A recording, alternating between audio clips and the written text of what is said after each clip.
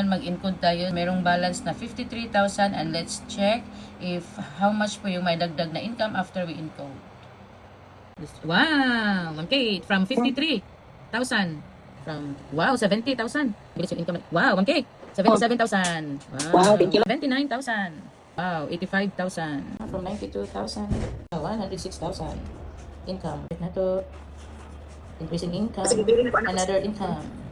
Wow, 111,000 income. As of today. Ano to ganina, Ma'am Kate? 106. Ano to ganina? 106. 106,000. Kaya sa pag-encode. 92. 92,000. And now, yung income ni Ma'am Kate just today, 92,000 and yung increase is 111,000. Ang gasong Kate, mag-use points ka. Tingnan ka ganda. Bawat encode mo, babayaran ka talaga dito ng successful. So, bawat encode, use points tayo ulit. Successful. And imagine pa, 111,000. Maya-maya, tingnan natin kung how much yung may dagdag na income after we encode. So, use points muna tayo. Ito yung tipong literal na babayaran ka bawat encode mo.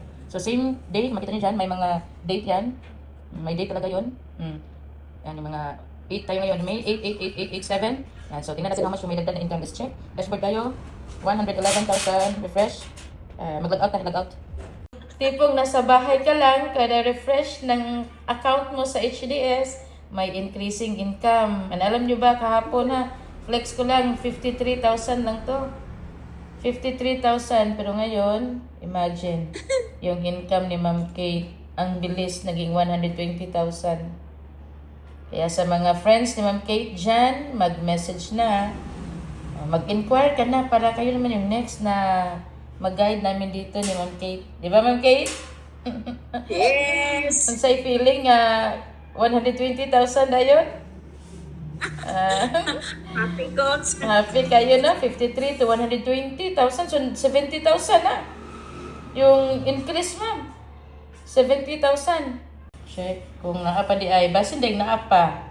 Refresh na punta. Basin din. 120,000. Ala, naapa yun. Wow, Ma'am Kate. 126,000. Abi ko 120,000 na pa 6,000 na puno. Ano? Wow. Gods, more than naman the expectation, gods. Magic, no? More than. Magic, Ma'am Kate?